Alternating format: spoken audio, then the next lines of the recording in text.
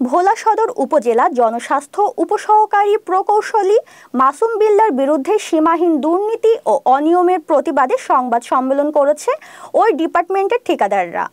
বুধবার দুপুরে ভোলা press club হল রুমে এ সংবাদ সম্মেলন করে তারা। সম্পূর্ণ তথ্যগুলো ছিল মিথ্যা, বানোয়াট এবং ভিত্তিহীন, যার কোনো প্রমাণ নাই। আর তার প্রতিবাদে আজকের এই সম্মেলন। সংবাদ সম্মেলনে লিখিত অভিযোগ পাঠ করেন ঠিকাদার মোহাম্মদ ফিরোজ।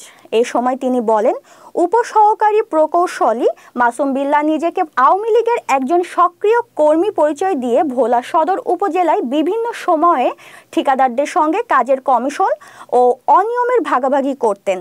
এ নিয়ে প্রায় বাগবিতণ্ডা ও নানা ধরনের অপকর্মের মাধ্যমে অফিসের পরিবেশ নষ্ট করে আসছেন তিনি। বর্তমান পরিবর্তিত পরিস্থিতিতেও তার রাজনৈতিক প্রভাব, ঘৃণ্য আচরণ ও কমিশন বাণিজ্যে ঠিকাদাররা অতিষ্ঠ বলেও সংবাদ সম্মেলনে জানানো হয়।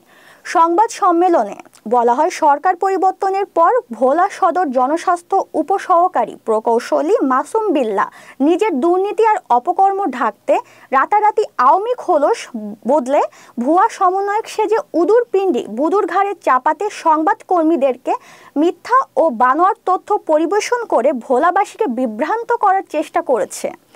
গেল 1 ডিসেম্বর ভোলা তুলাতলির একটি রিসোর্টে সংবাদ সম্মেলনে দুর্নীতিবাজ মাসুম বিল্লাহ নিজেকেই জুলাই আগস্টের গণ অভ্যুত্থানে অংশ নেওয়া একজন বৈষম্য বিরোধী সমন্বয়ক বলে দাবি করেন।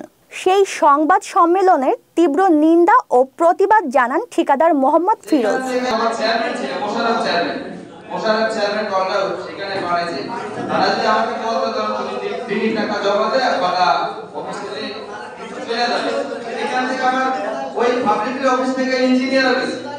আমাদের ওখানে জায়গা দেখি ইঞ্জিনিয়ারের কাছে আমি তাকে ঘোষণা দিয়ে দিয়েছি।